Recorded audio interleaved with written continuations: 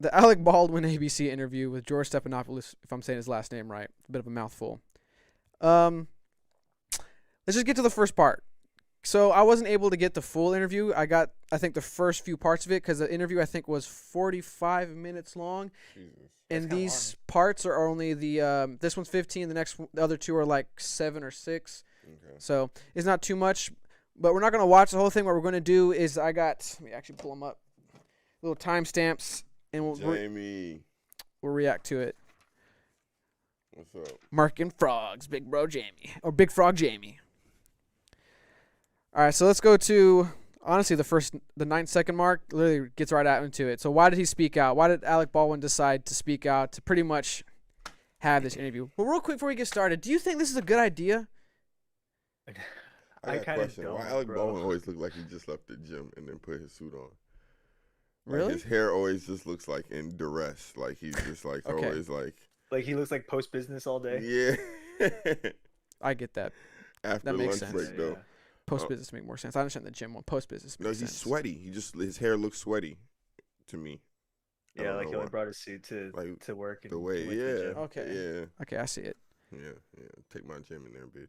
Oh, damn it. Gene, answer the question. Do you think this is a good idea or not? Like, Yeah, I think it's an awesome idea. Really? Everything that's going on right now, Sarcastic the way the world ass. goes. No, I'm just saying, like, because I think it like this seems just so dumb to me. I think what it is when people Even do if he stuff- did or didn't do it, it just seems dumb. I think what it is when people do Well, not stuff did like or this did, but is the people whose minds you're not gonna change, you're already not gonna change. So the people's minds who are malleable or might be swayed He's by just something kind of like like this. It's just like a reach. reaffirmating the people that believe him. Yeah, but I mean, they're already a lost cause as far as I don't know. That just he's concerned. to I'm me, just saying that's the only way a PR person would.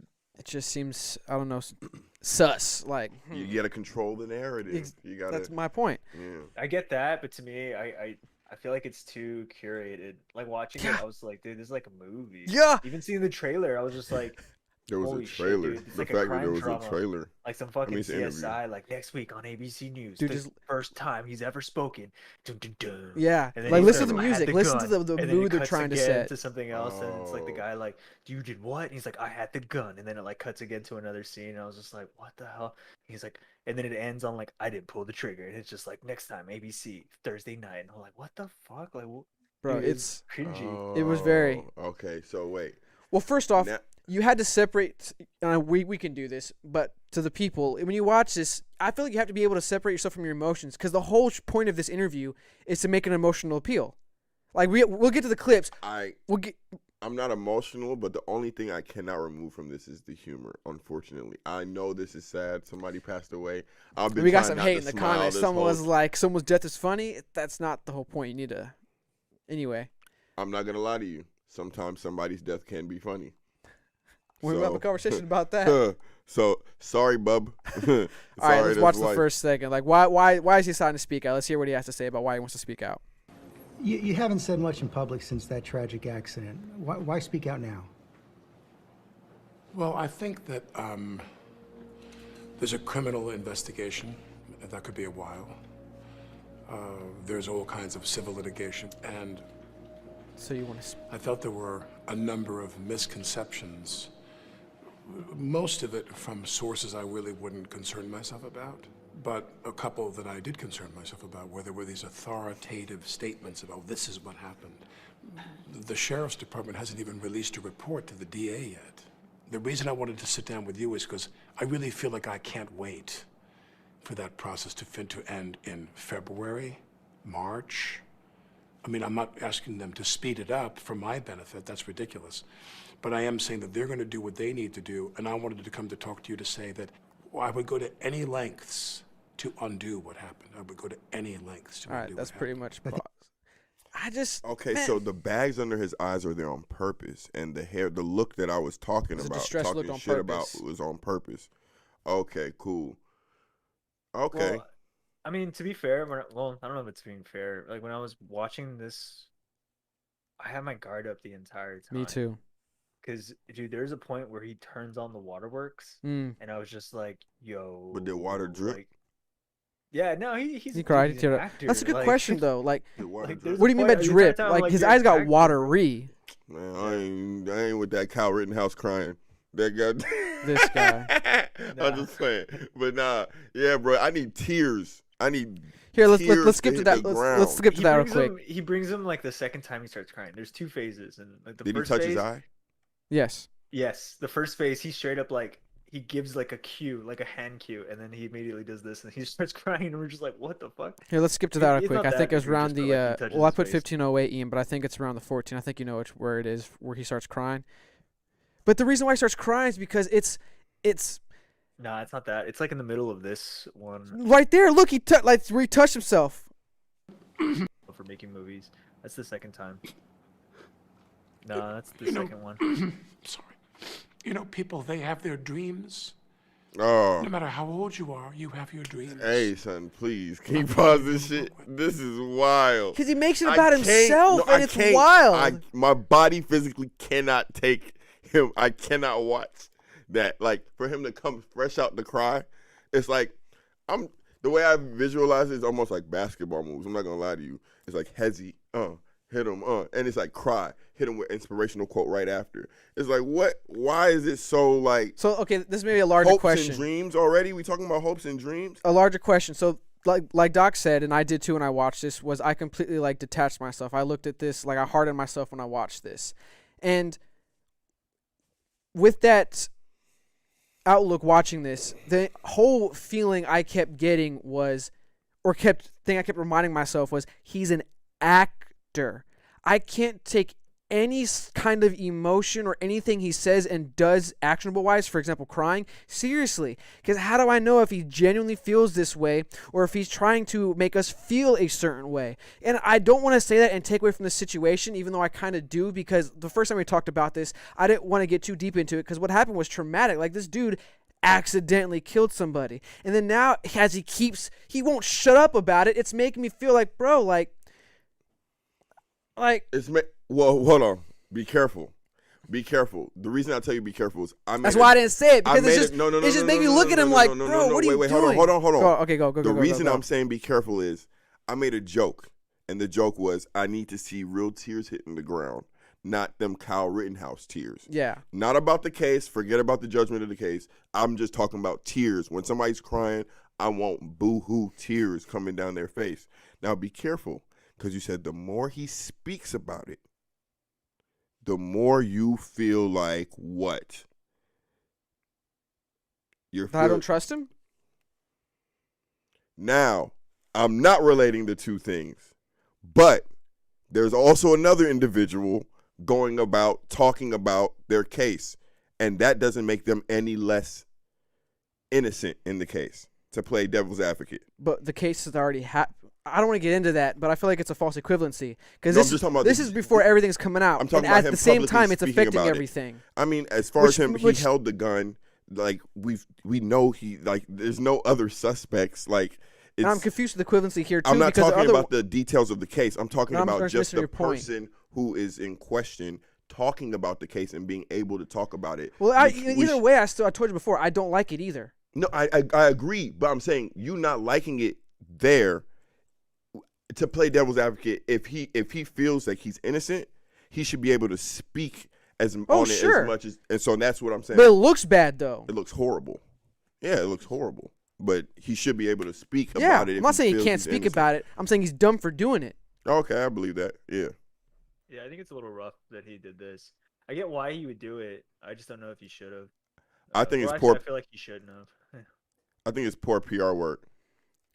Because he kind of, the first few seconds, this is what people, so I watched Viva Frei, and he pointed out that in a previous clip, I don't have it up here, he actually stopped in the middle of the road because of some journalists were following him, and he said, like, him and Halyna, if I'm saying her name right, we're friends, I knew her later, we're friends, blah, blah, blah, blah, this, blah, blah, that. Ooh. And he says the girl he shot, the woman he killed. Okay.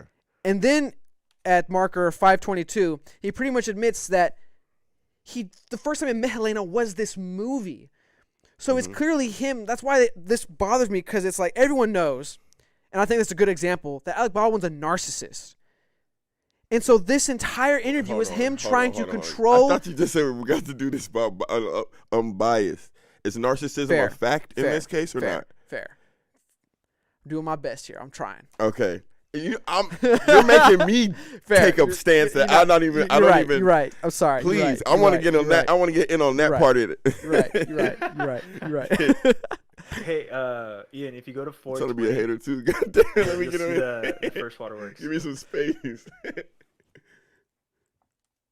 No, but to my boy Jamie's point, I wanted to ask you guys, when you said that thing that you have to keep in mind he's an actor, I literally searched my mind for any other occupation that you could apply that to, and I couldn't really find one. But it's almost like he said, actor or not, how do you factor that in? Is it only because of the other nuances that are the other things that's pointing out that's making it like corny? I have sympathy, and I expressed the first time I talked about it, about the fact that, like Jamie said here, you got to feel something when you kill someone. Like, you got to understand that he's got to feel some type of way. I completely agree with that. He hasn't even acknowledged he's killed anybody. That's my problem, because that's why when we first talked about this, I was reluctant to get too deep into it, because I was trying to be sympathetic to the fact that this man accidentally killed somebody. That's intense. But the way he's handling the situation, if he's innocent, you're making it look bad, and you're reinciting the emotions of me not liking you. Because I was trying to be unbiased. Even though I don't like you, I'm trying to be sympathetic to you, understanding, blah, blah, blah. But you're doing things that make me not like you in this situation where you shouldn't be doing. And I try my best to suppress that, because, yes, like, this is traumatic. This is hard. So why, if you're, I guess it comes down to the simple fact that I don't like when people try to manipulate the truth. Whether or not whether his intentions are to be malicious or whatever with the truth, he's manipulating it. This interview and him, the way he's going about telling the story, is manipulation. 100%. It's influence. 100%. I do not like when people do that. It bothers me intensely. He does take control of the narrative. Like, when he explains it, he explains how basically the gun went off, and he like has all these details and stuff like that. So he is controlling the narrative. Whether or not it's the truth, we don't know. But like, and he's the only one who can put info out. He's the only one that's put the info out. He's doing it too. And the weird thing is, the caveat is that he's an actor. So like, this is his strength. This is where he strives to be. You know, what he's doing right now. So I kind of just like, are you abusing your powers for evil? I don't know what's up. I don't think he meant to kill anybody in any way. I just think that like, he's just trying to get out of it, and you take control of the situation. Exactly. And finish your thought. Sorry. I was gonna say, like, if we go into like the video, like push play in. Ian, click play real quick.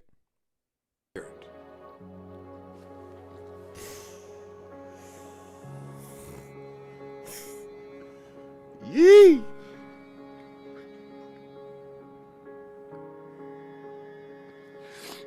B-roll.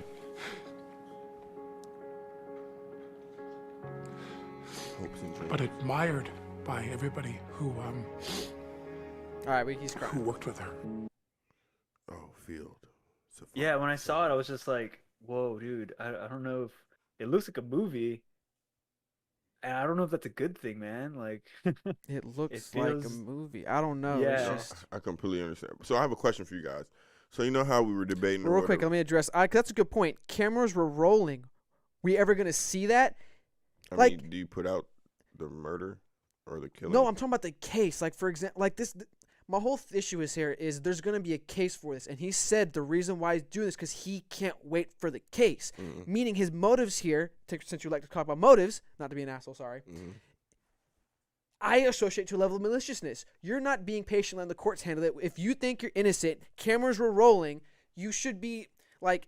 I completely agree with that. So then why are you out here doing an interview heavily manipulated? We haven't gotten into half of it. I know, but we're probably not even going to get into it because literally he's trying to control the narrative, but he's the only actual person in the case who can actually speak on it in a public setting, and he's choosing to do that knowing that he's no one else usually can. That's why no one normally can't. Exactly. So I agree with you there. So my question though is, y'all know how part of our discussion we actually had off camera was that no matter what we're doing as humans, well, my problem may be I think most people think like me or in some type of way, but I'll admit to that. But when I say there's nothing that we're ever doing that's too intense where we actually don't have random thoughts or we compartmentalize a lot more than we think we do mentally. Like there are little moments, even if you don't remember them, but there are little moments in like doing a task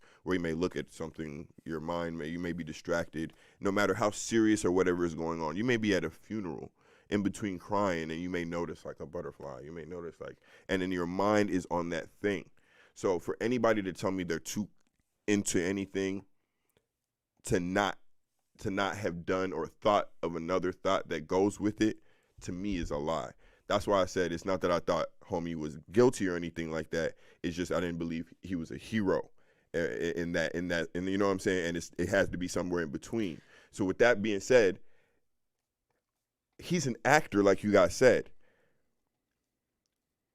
He probably doesn't even know how not to act in this setting.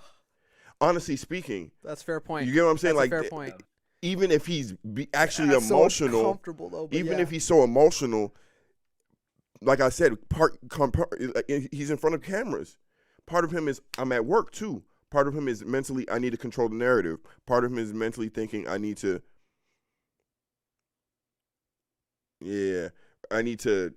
direct this and I need to look a certain way. I need to do that. And if he were to stand in front of me and tell me none of those thoughts came across his head while doing this, it wouldn't be genuine, because that's just how we are. There's no way he's not actually acting here. So it's like, do we actually hold that? I mean, the whole thing is stupid. So yeah, we have to hold it against him. I mean, But it's just I'm weird. not gonna lie to you. Clearly, I'm holding it against him. But I don't think any actor in this setting would not be. I don't think they have to act. I guess for me, it's less so the acting that bothers me, even though it does bother me, but it's more so specifically what they cover and how he's trying to paint himself throughout this entire interview. Like, for example, we don't really have to get into it, but maybe to get the point across. Like, for example, in timestamp 6:59, do you think the armorer was up to the job? And then... Oh, he ducks the shit out of that question. Dude! Play it real quick. Give me all her safety instructions. Did you think she was up to the job? I assumed because she was there and she was hired, she was up to the job. And nothing she did raised any red flags with you? No. Okay. This training course you do, what did she tell you? She said things like, remember, this is a blank round, so you have to create the discharge yourself because there's no projectile. So if you shot the gun, you go bang. When we roll the camera, you got to go bang and have the gun snap back. You have to create that. All right, that's pretty much. And then the first time you heard of any problems, 904.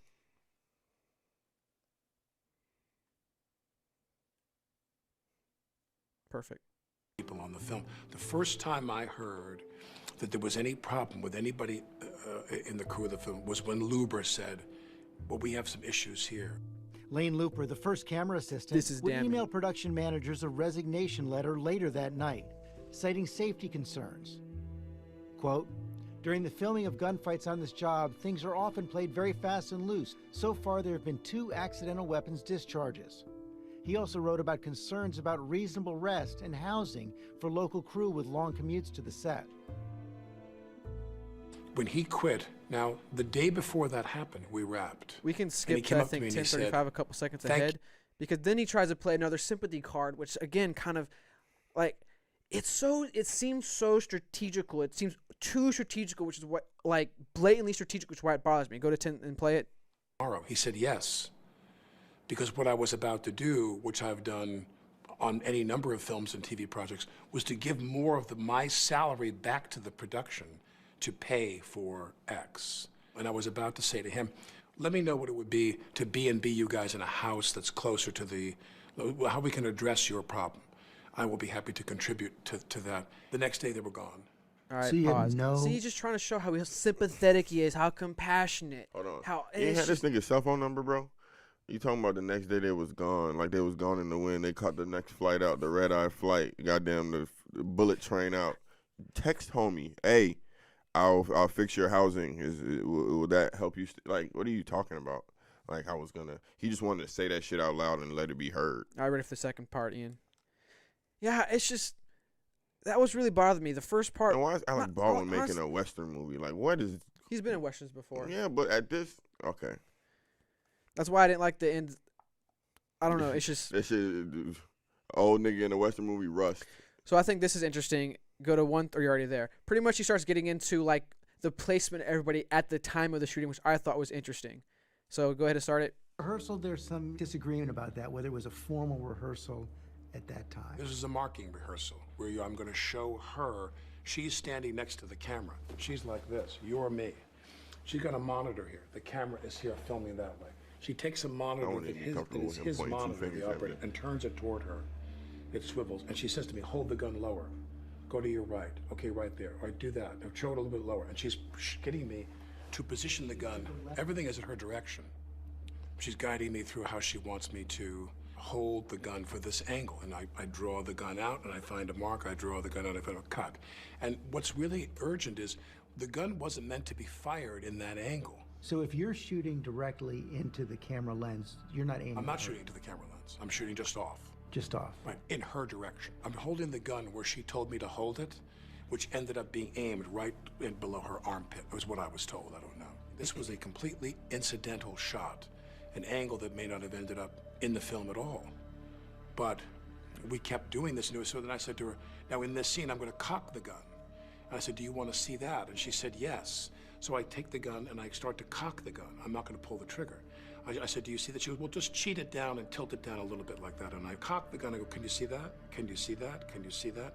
And she says, and then I let go of the hammer of the gun and the gun goes off. I let go of the hammer of the gun and the gun goes off. At the moment, the decisive That was the moment the gun went off, yeah. That was the moment the gun went off. It wasn't in the script for the trigger to be pulled. Well, the trigger wasn't pulled. I didn't pull the trigger. So you never pulled the trigger? No. I would never point a gun at anyone and pull a trigger at them, never. Pause. That was the training that I had. This is why this specific piece bothered me, because he also just said with the specific training he had, and he's been in the movies for a while and interacted with guns for, I don't know how long he's been in movies, but for years. Now, if you know guns, you have to pull the trigger to be able to release the hammer. If you're holding the hammer and you let it go, that is how bullets are fired. It's the hammer striking the pin, which then strikes the compartment where the powder is, the gunpowder, to project the bullet. So if he had the thing pulled back, depending how far he had it pulled back, if he heard the click click, only way for the hammer to go back is if you pulled the trigger. And if you didn't pull it back for the click click, you still should have the self-awareness to understand that the impact from the hammer will set the bullet off. It doesn't matter whether or not you pulled the trigger. The fact is you engaged the mechanism that projects the projectile. Also, he just said that he had the hammer. That means he had the hammer cocked back for at least like 45 seconds. You know how weird it is to hold just the, you know what I'm saying? I know like exactly. Literally, like you can't just, you wouldn't me. Anyway. It makes me wonder what kind of gun they use, because if it was like a super old like replica or a super old gun where the hammer isn't actually a stage hammer, it's just you just pull it and you do that fucking cowboy shit where you can pull it back and just flick it. That's the only thing I could think of if the hammer would fly forward without you actually pulling the trigger. But even then, don't you have to pull it and then flick forward and then do this? Exactly, but he's faster. And he's saying that she kept saying like, you know, move it here, move it here, move it here. So that did he have his? He wasn't doing all of those. He was saying move it here and also just pull having the one initial holding of the hammer. He had to have either done it multiple times or been, you know what I'm saying? There's just no way for the different angles. He was just doing one slow pullback of the hammer, just a slow motion ass pullback. Man, come on, that's not even realistic. Also, you can already tell where his alibi is gonna be. He's either gonna blame the studio for hiring an incompetent person, or it just seemed like he's angling towards that. And then he's gonna blame her because she was the one who directed. Like, he has not. I was just the victim here. And this is, again, what I'm talking about. That's my problem. This is what I'm talking about. People are not victim or heroes. There's something in between. Like, my boy Jamie says, internet says 45 Colt revolver was what was used. Yeah, I got it right here. It was a 45. So, yeah, man. Do they fire without pulling the trigger? Well, so when you pull the trigger engages the hammer back, and then it reaches the point to where then it goes forward. If you when those type of guns, if you pull the hammer back first, it hits a point in the mechanism where it then locks the wait for you to pull the trigger for it to hammer back. 100%. And if the mechanism, if you pull it back and you want to disengage the gun, you have to hold the hammer back, pull the trigger, and slowly let it go forward. If you want to do the Western things where you want to rapid fire shoot, you have to hold the trigger down and then tap, hit the hammer multiple like that. times. Oh, That's my problem. That's how they do it. They hold the trigger I thought the down. hammer was just like loose, and you could just fucking swing that thing back. No. That's why I was saying that I literally had to slow motion pull that shit back. It wouldn't make sense. And if you had any kind of experience or training with guns, you should know this. Like, you really should. Like that. Like, I'm sorry. I'm not trying to argue that it's not accidental. I'm completely convinced all this was accidental. He tries to make a point at the very end of it. I don't know if we want to get to it. That the biggest question is who put the gun in the bullet, or who put the bullet in the gun. Yeah, said it back. You're like, yo, that's a fucking conundrum. Who killed Bruce Lee? Who killed Bruce Lee? I don't know. You did. I'm just playing. I don't know. And then he gets, I think, 327 on part 3, Ian. Because in part 2, I don't really care, but we don't have to get to it. I just want to mention it while he's getting part 3 set up. Go to 327. Wait, did the shooting happen the day after those dudes quit? Yeah, the following day after those guys. Wild. Boy, it's a mystery for real. It might be somebody on the set that quit. But the thing that bothered me too is he mentioned that the notion of a live round didn't dawn on him until 45 minutes later. Well, after he shot Halyna, he didn't realize that it was a bullet that shot her. He thought like it was something else, like maybe some gunpowder or like something, whatever he said. Like, he didn't realize it was a bullet. He actually shot her until 45 minutes later. Oh man, what's the next topic, bro? This is wild. What's this? Good on this. I think this is the right clip too. This is when he starts trying to blame the armorer, and he doesn't directly blame her. What he's trying to do is point out that it's not my responsibility to make sure this gun's right, to check this gun, blah blah blah. It's the armorer's, and when the armorer, we'll play. We'll see if this is it. People said to me, I got countless people online saying, you idiot, you never point a gun at someone. Well, unless you're told it's empty, and it's the director of photography who's instructing you on the angle for a shot we're going to do. And she and I had this thing in common where we both thought it was empty, and whoa, it wasn't. So he knew what she was thinking too? And that's not her responsibility. That's not my responsibility. Whose responsibility remains to be seen. But I do. Well, there are some who say you're never supposed to point a gun at anyone on a set, no matter what. Unless the person is the cinematographer who's directing me where to point the gun for her camera angle. Stop. That's exactly. Y'all heard the aggression, or I'm good? No, I heard that snarl just come through. That was the real Look at the face. Look at the yeah. That was the real Alec Baldwin. What airplane was it? That's the Southwest Airlines Alec Baldwin. God damn it. Yeah. All right. What Like, happened? did you not hear what I just fucking said, face? Like, That's not your line. That's what he looked at him and said. It's not your fucking line, Joe. Run it back. And then real quick, I get to extend this is real quick. His response to George Clooney. They covered what George Clooney said, and he responds to it. 6:02. That's my problem, bro. He's clearly, blatantly trying to skirt, divert, control, influence, all level of responsibility, accountability, whatever. And it's just kind of like, bro, you pulled the hammer back. You said you did. Even if you didn't know the hammer was going to do that when you let it go, wherever in the pulling of the back, like, that's just negligence. Like, it's still negligent. Like, bro, like, anyway, let's watch the reaction to George Clooney. Every single time I'm handed a gun on a set. Every time, Mark. They hand me a gun, I look at it, I open it, I show it to the person I'm pointing it to, we show it to the crew. Every single take, you hand it back to the armor when you're done, you do it again. Right. Everyone does it. Everybody knows it. How do you respond to actors like George Clooney who say that every time they were handed a gun, they checked it themselves? Well, there were a lot of people who felt it necessary to contribute some comment to the situation, which really didn't help the situation at all. You have that's your, more your that protocols. sass. You know what it is too? You know I'm gonna be dead ass honest with you. You know what it is? You become what you hate. This man's interview is just like Trump.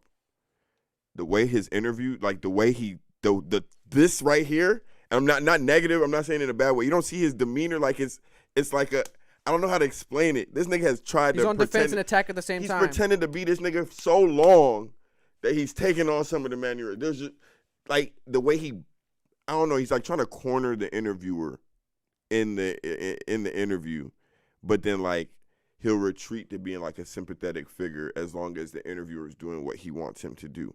You know what I'm saying? So I don't know. I see a lot of, and I'm not saying it in a negative way, but just it's honestly manipulation in my eyes, because it's like, feel sorry for me, now I go on the attack once your guard's down, and then he kind of pushes out. It's called narcissism. But obviously Trump is a lot smarter than this dickhead. It's called narcissism.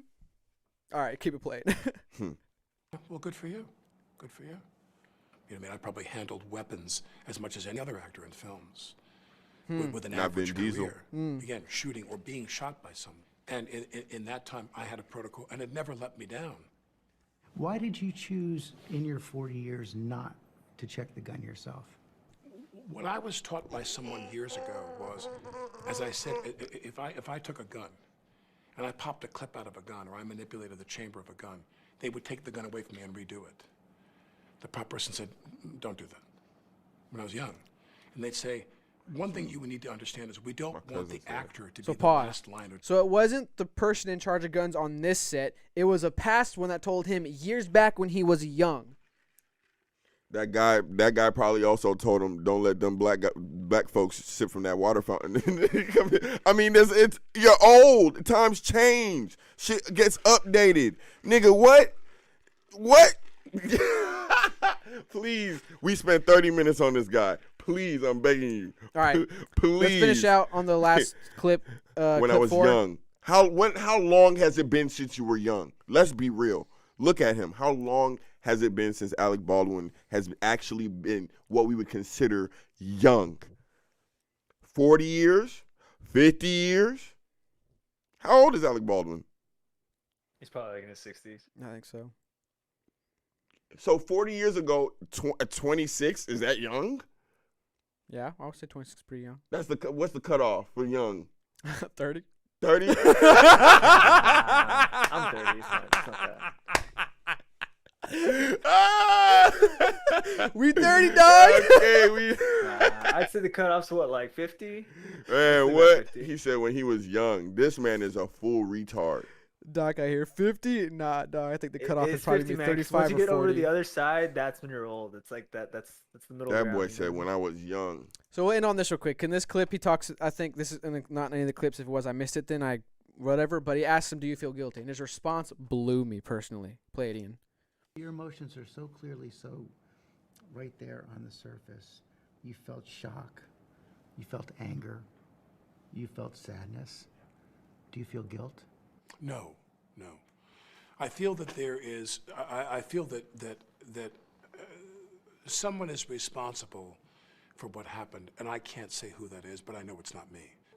Baldwin now awaiting the That's all I want to outcome of get the to pretty sheriff's much. I was like, investigation. wow, what an answer. What an answer. Yeah, but Jamie's right. He's definitely gonna get off. Off in what way, though? I mean, like, what if they're investigating him as to what intent? Like, there's clearly no intent, obviously. But what's the term? Negligence. Not negligence. It's a different type of murder. Manslaughter. Oh, I know what you're talking about. It's not on purpose. Yeah, involuntary manslaughter. Yeah. No, they still can't charge him with that. He's still gonna get off. I guess that's why, like. Well, they can't charge him with that specifically because of the armorer's job. Because there's a job that you see what I'm saying? Like the movie set is slick made in a way that the actor is the most protected. So it's like. Yeah, I think if there had been an armorer and they were like, here's the gun, you've already been trained on gun safety, and he still did it, then he would have gotten in trouble. But because the armorer, and he is right to an extent, like it is somebody's job to do the majority of the safety checks. Whether or not he should or shouldn't like do one at the end, I think ethically he should. As far as like the procedures of whatever their industry is set, though, like it's really up to the armorer.